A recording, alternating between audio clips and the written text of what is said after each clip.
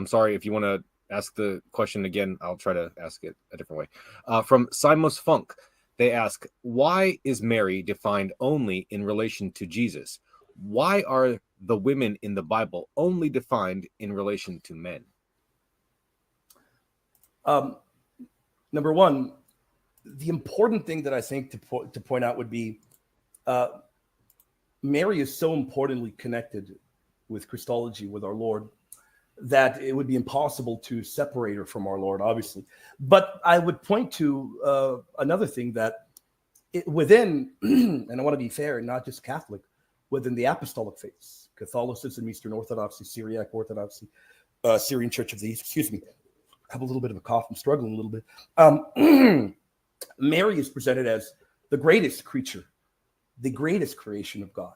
So a woman is viewed in this incredibly elevated position within these faiths. I think that's something very, very important.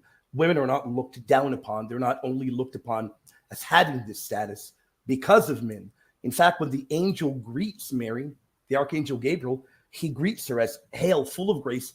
She's already fully graced, sinless grace, even before Mary has our Lord within her, as we believe. So she's an incredibly significant and important figure. So I think that's something important to point out.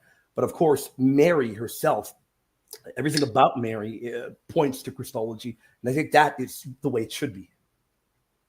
I think the answer to the question of why are women in the Bible generally labeled with respect to their position and their relationship to men, because the Bible is sexist.